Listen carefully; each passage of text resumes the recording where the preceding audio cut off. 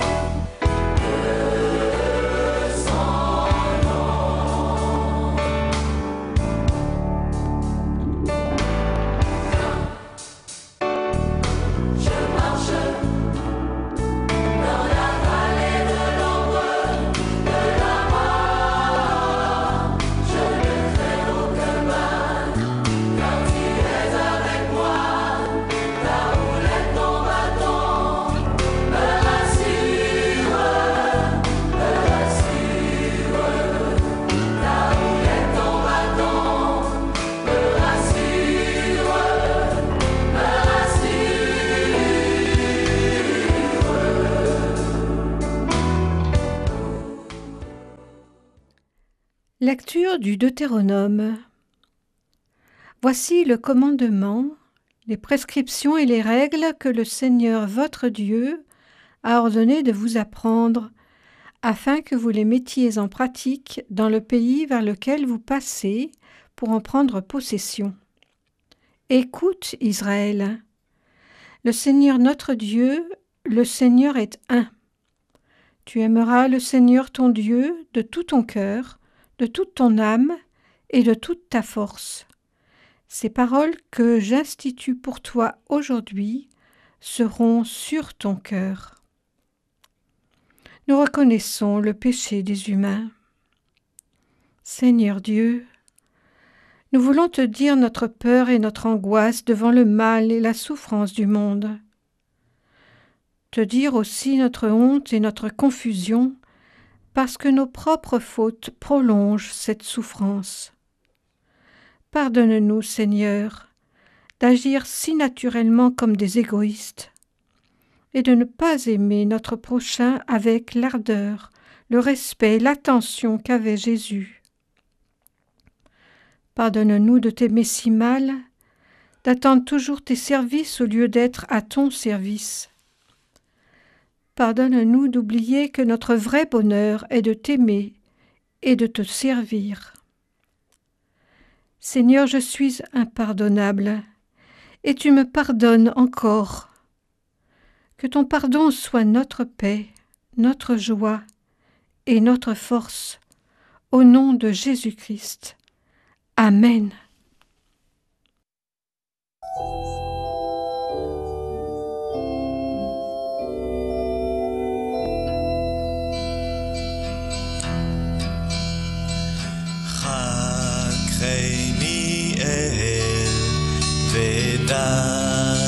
לבבי בחנני ודסה בי ראה אם דרך עוצב בי אם דרך עוצב בי ונחני בדרך עולם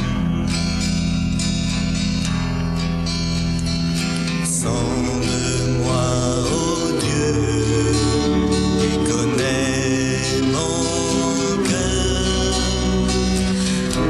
Éprouve-moi et connais mes pensées.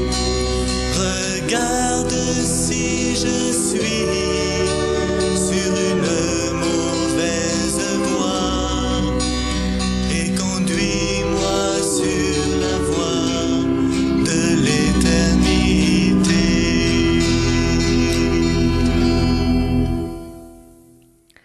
Avant de lire les Écritures, nous prions. Ô notre Dieu, source intarissable de tout bien, nous te bénissons pour les dons de ton amour. Fais-nous grâce d'écouter ta parole avec attention, avec un vrai désir de recevoir ce qu'elle promet et de pratiquer ce qu'elle ordonne. Grave-la non seulement dans notre esprit, mais encore sur notre cœur. Amen. Nous lisons dans l'Évangile de Marc au chapitre 12, les versets 28 à 34. Un des scribes, qui les avait entendus débattre, et voyait que Jésus leur avait bien répondu, vint lui demander « Quel est le premier de tous les commandements ?» Jésus répondit « Le premier c'est « Écoute, Israël, le Seigneur notre Dieu, le Seigneur est un. Et tu aimeras le Seigneur ton Dieu de tout ton cœur, de toute ton âme, de toute ton intelligence et de toute ta force. Le second c'est « Tu aimeras ton prochain comme toi-même. » Il n'y a pas d'autre commandement plus grand que cela.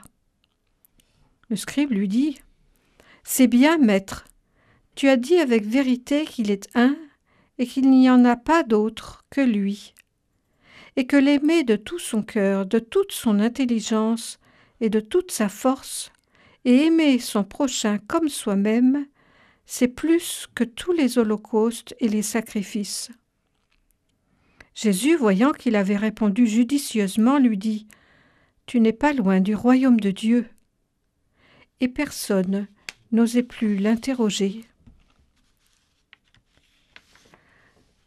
Dans cet évangile, Jésus vient d'arriver à Jérusalem pour la première fois, accompagné d'une belle notoriété et d'une foule enthousiaste qui pense qu'il va se faire roi. Jérusalem est le but de son voyage.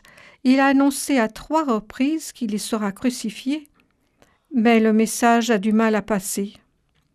D'autant qu'il y a eu l'épisode des rameaux, l'entrée triomphale de Jésus dans la ville. Et puis Jésus a montré son autorité en chassant les vendeurs installés dans le temple. Or, cette activité marchande fait partie de l'économie du temple, et ses responsables religieux ne sont pas contents du tout. Alors ils viennent successivement discuter avec Jésus, Les grands prêtres, les pharisiens, les partisans d'Hérode, les sadducéens, les scribes. Ou plutôt, ils viennent essayer de le piéger. Ils ne veulent pas l'affronter directement à cause de l'enthousiasme de la foule pour Jésus, ce qui le protège pour le moment. Et voilà que s'avance maintenant un nouveau scribe. Que recherche donc ce maître de la loi ? Pour une fois, il n'a pas l'air d'avoir une intention malveillante, mais plutôt d'être honnêtement en recherche du vrai chemin de salut. Il a bien observé toutes les réponses précédentes de Jésus. Est-ce que nous ne nous retrouvons pas un peu nous-mêmes dans son questionnement ? Qu'est-ce qui est le plus important de croire en matière de foi ? Quel est le commandement premier ? Les commentaires mettaient généralement au sommet de le commandement « tu ne tueras pas ».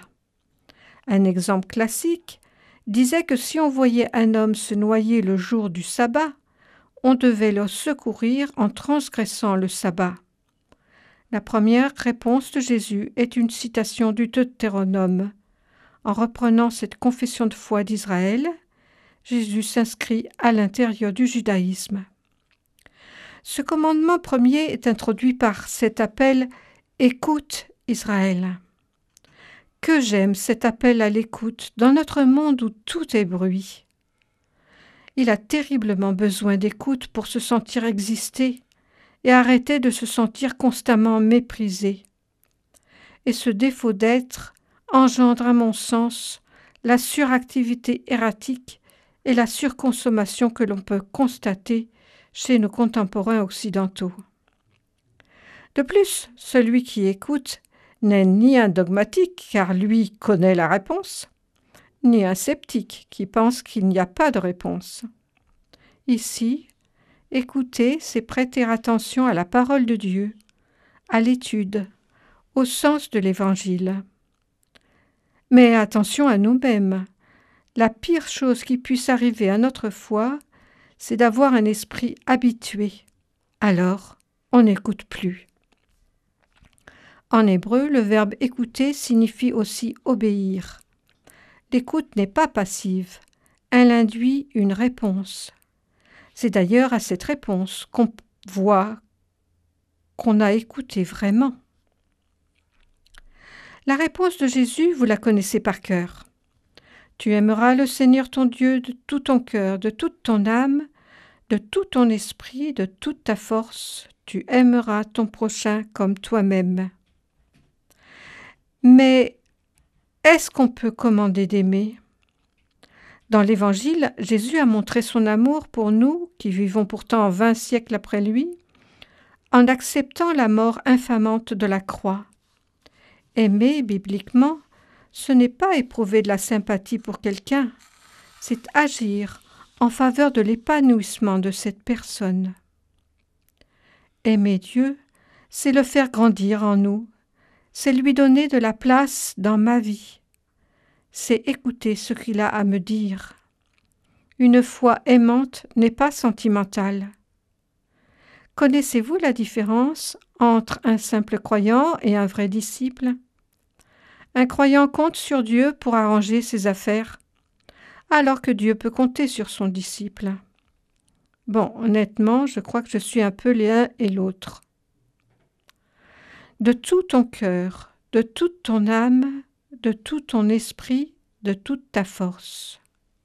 Dans la compréhension de l'époque, le cœur est le lieu de la décision, l'âme, le lieu de la vie, l'esprit, celui de l'intelligence, au sens de la capacité à raisonner, et la force pour l'action. Jésus rappelle que le commandement consiste à aimer Dieu dans nos décisions, notre vie, notre raisonnement et nos actions. Bref, dans toute notre personne. Comme pour l'amour de Dieu, l'amour du prochain n'est pas une question de sentiment, mais d'engagement. Ce deuxième commandement, aussi grand que le premier, est dans le Lévitique. Il est la conclusion d'une suite de recommandations à agir avec justice et respect envers les autres. Il le lie à Dieu comme l'a fait Jésus puisqu'il est écrit « Tu aimeras ton prochain comme toi-même, je suis le Seigneur ». Bien sûr, comme on l'a beaucoup dit en psychanalyse, ce commandement second, mais premier quand même, inclut de s'aimer soi-même, donc de s'accepter tel qu'on est. Une remarque humoristique dit « Si tu ne t'aimes pas toi-même, préviens vite ton prochain. Il devra se protéger contre ton amour. » Le maître de la loi est content. Il semble féliciter Jésus. « Très bien, maître, tu as dit vrai. » Et il donne sa propre réponse. « Dieu est unique, il n'y en a pas d'autre. Et l'aimer de tout ce qu'on est, l'affection, l'intelligence, la force et aussi aimer son prochain autant qu'on s'aime soi-même, cela vaut mieux que toutes les offrandes et tous les sacrifices qu'on peut faire. Aimer, cela vaut mieux que tout. Saint Augustin a dit « Aime et fais ce que tu veux ». Au terme de ma vie, il ne me sera pas demandé combien de sacrifices, de dons ou d'œuvres j'aurais fait, mais Dieu me posera une question. Combien as-tu aimé ? Jésus voit que le scribe a répondu avec sagesse. Il reprend la parole. « Tu n'es pas loin du royaume de Dieu. » Alors le silence s'établit. Plus personne n'osait interroger Jésus. Respect. Je voudrais revenir un instant sur une des insistances du scribe dans sa reformulation des paroles de Jésus, sur l'unicité de Dieu. « Le Seigneur notre Dieu est un », dit le Deutéronome cité par Jésus. « C'est bien, maître, tu as dit avec vérité qu'il est un et qu'il n'y en a pas d'autre que lui », dit le scribe. Ce texte interroge la place des différentes religions. Certains s'interrogent, est-ce que toutes les religions se valent ? Est-ce que finalement elles parlent du même Dieu ? À l'époque des premiers chrétiens, certains étaient d'origine juive et d'autres d'origine païenne. On se posait déjà cette question. Est-ce qu'on peut s'éloigner des pratiques de la tradition juive, des sacrifices et des holocaustes, sans perdre son alliance avec Dieu ? Ce Dieu des chrétiens est-il vraiment le Dieu des Juifs ? C'était pas évident à l'époque. Eh bien, Jésus et le maître de la loi tombent d'accord sur un point fondamental. Dieu est unique. Il n'en existe pas d'autre. C'est mon Dieu et c'est ton Dieu. Il nous enseigne que mon prochain et ton prochain doivent être aimés, c'est une loi divine. Et à notre époque, pour nous, protestants, dirions-nous que le Dieu des musulmans est le Dieu unique ? Dirions-nous que puisqu'il n'y en a qu'un, il est notre Dieu ? Sur quoi nous appuyer pour le dire ? Sur quel commandement premier nous sommes-nous mis d'accord, comme le maître de la loi et Jésus ? De sorte que, en vérité, nous pouvons croire qu'à lui aussi, le musulman, Jésus réponde « Tu n'es pas loin du royaume de Dieu ». Inversement, aujourd'hui, comment un juif pratiquant nous perçoit-il avec notre soi-disant prétention à dire « mon Dieu » à Jésus? Oui, l'évangéliste Marc, pour lui, le maître de la loi et Jésus s'étaient mis d'accord. Toi et moi, nous appartenons au même Dieu. Notre communion, à défaut d'unité, est en Dieu. Le commandement ne commence pas par un tu personnel, mais par une apostrophe à tout le peuple de Dieu. Écoute Israël. Y compris, écoute, nouvelle Israël. Le Seigneur notre Dieu est l'unique Seigneur. Aimez votre Dieu, aimez votre prochain ensemble. Engagez dans cet amour toutes vos personnes ensemble. Cela vaut mieux que tout autre moyen pour vivre l'alliance avec Dieu. Et vous ne serez pas loin du royaume. Amen.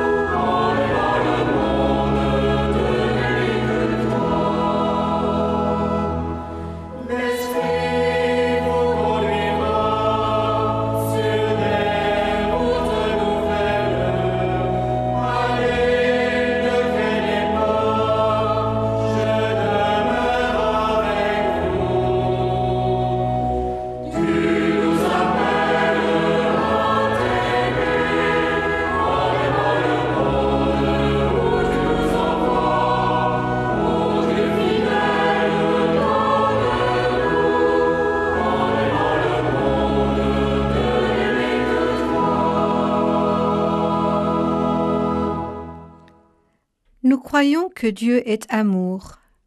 Comme Père, il a créé l'humanité, hommes et femmes, pour qu'ils soient le reflet de cet amour et pour qu'ils soient les symboles de sa présence.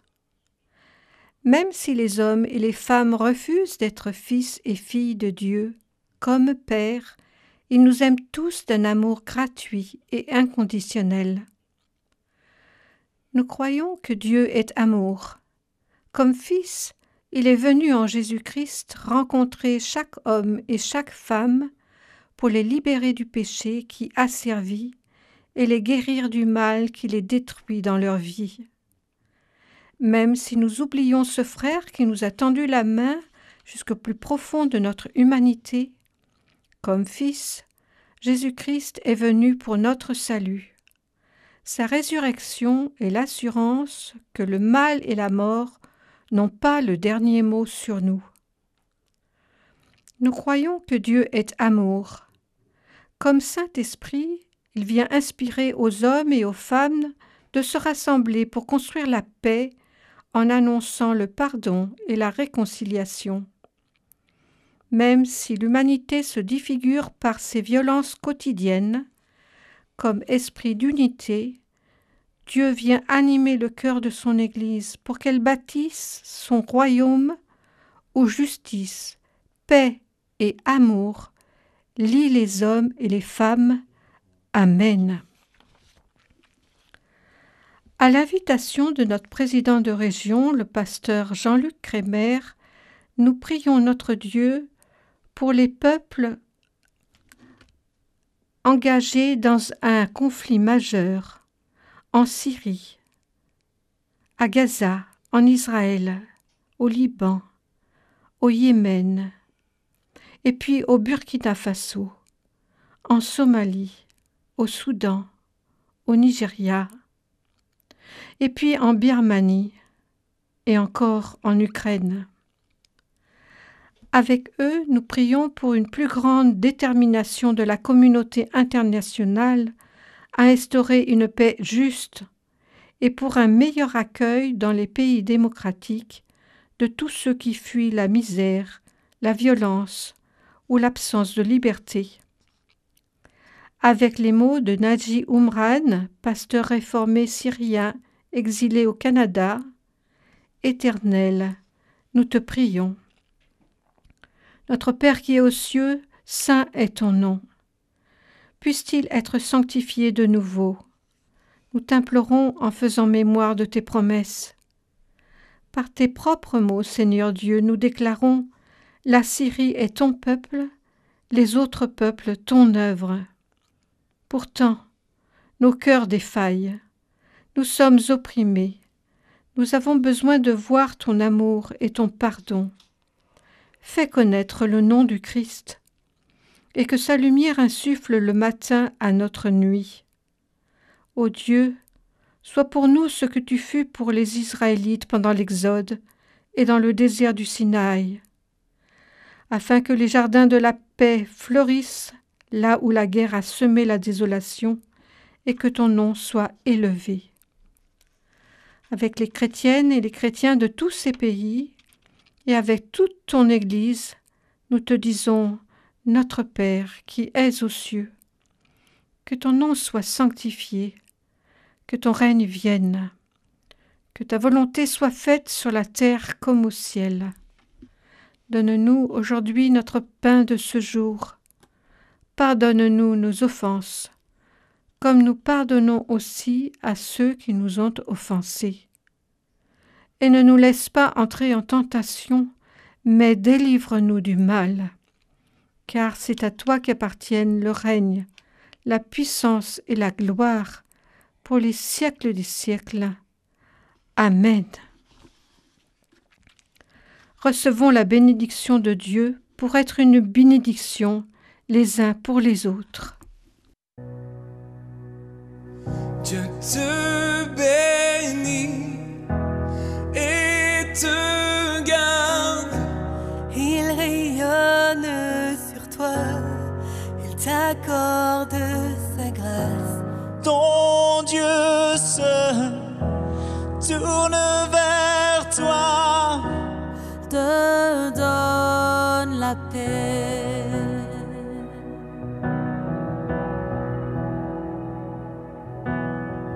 Dieu te bénit et te garde. Il rayonne sur toi, il t'accorde sa grâce. Ton Dieu se tourne vers toi, Te donne paix.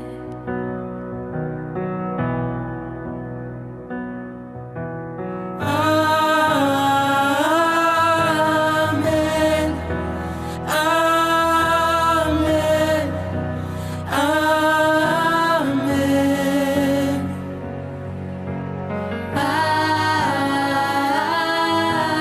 Amen.